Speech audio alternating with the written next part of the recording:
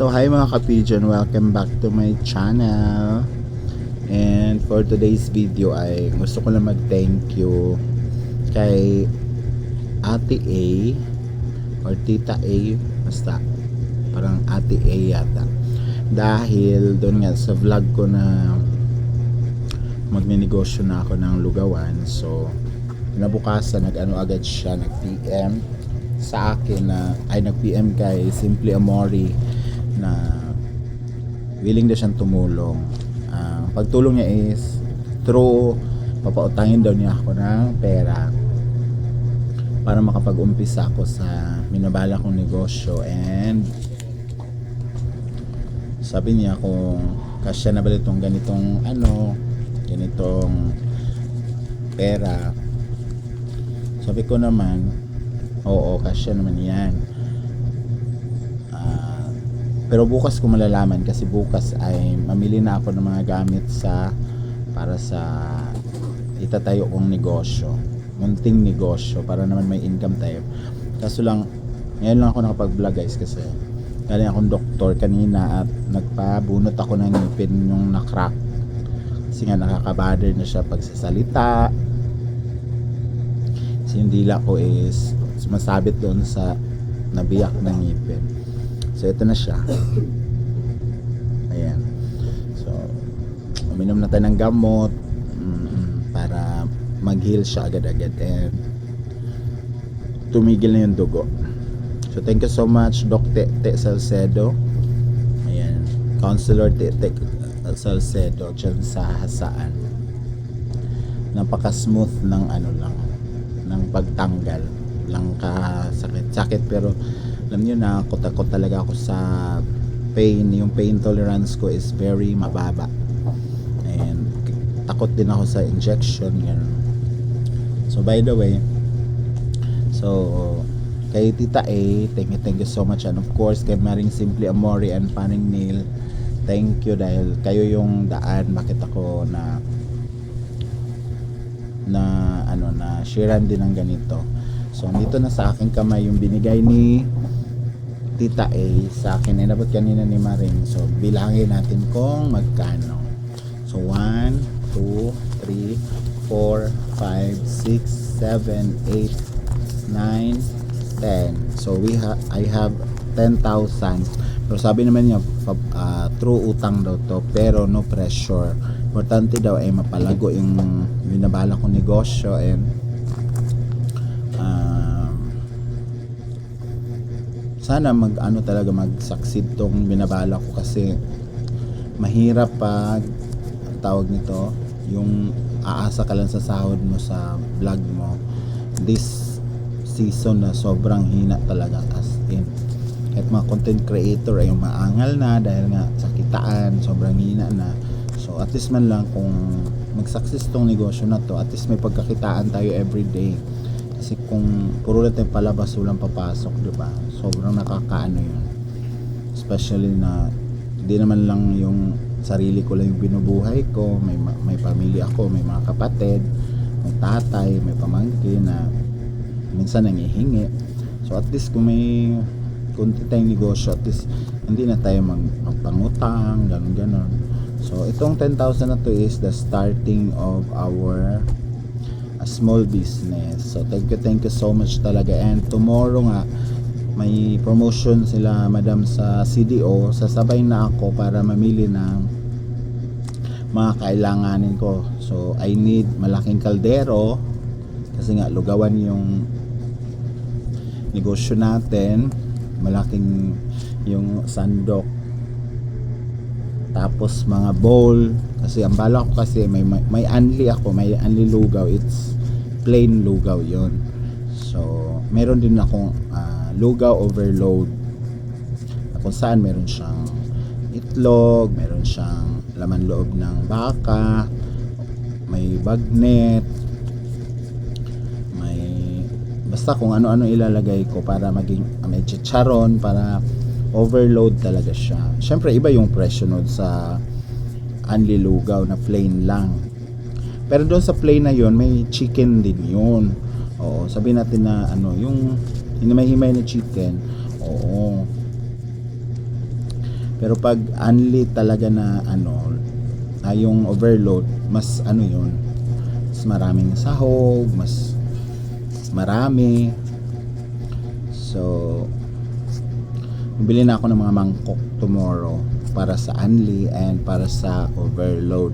And balak ko rin bumili ng kalandioling kasi nga kailangan mainit yun palagi. So para palagi yung init niya, so maglagay ako ng kalandioling kasi from lutuan diretso agad doon para hindi siya lalamig. Bibili din ako ng mga kutsara, lagayan ng mga condiments kasi syempre pag lugaw kailangan mo ng lagayan ng tawag nito hot sauce, ay ano ba yun? Chili sauce, paminta, lagayan ng sibuyas na tinadtad, yung dahon ba, garlic na fried garlic, ganon, para talaga na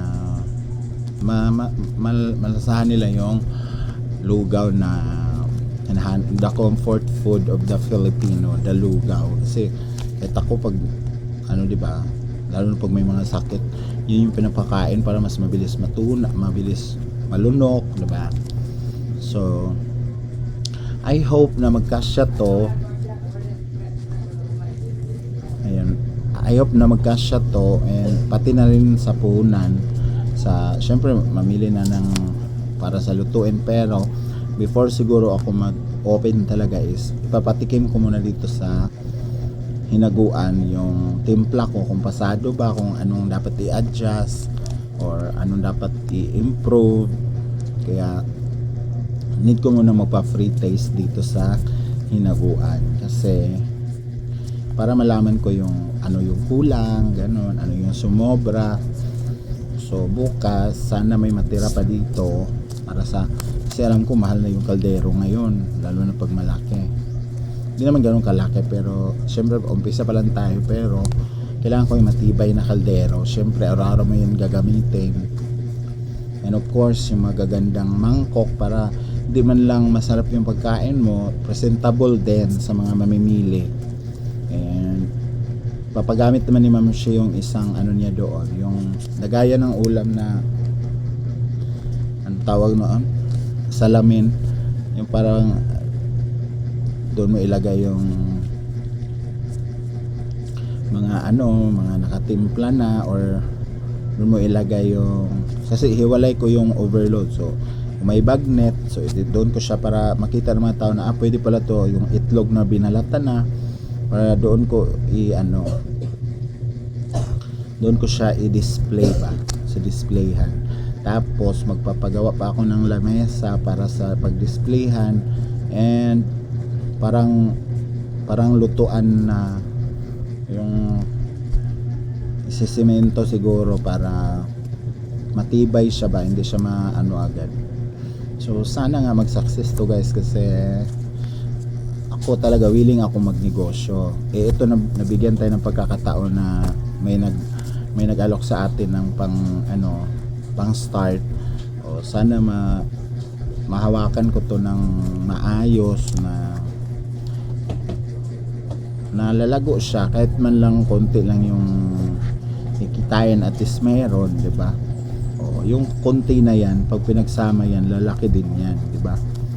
So Ate A, thank you so much talaga, dahil dito ay matutupad na yung munting pangarap ko na magkaroon ako ng munting negosyo na pang araw-araw na pagkukunan. And syempre may iba na yung mga daily routine natin, gigising natin na maaga, syempre kailangan almusal yan, so almusal, tanghalian, kailangan umaga pa lang naka-prepare na yan, luto na yan, mainit na. So siguro gigising tayo yan mga alas 5 na ng umaga, kasi yung start ng klase alas 6. So yung iba dyan gusto mag-almusal, o baka magpagtripan nila yung matripan nila yung lugaw natin. So at least, di ba?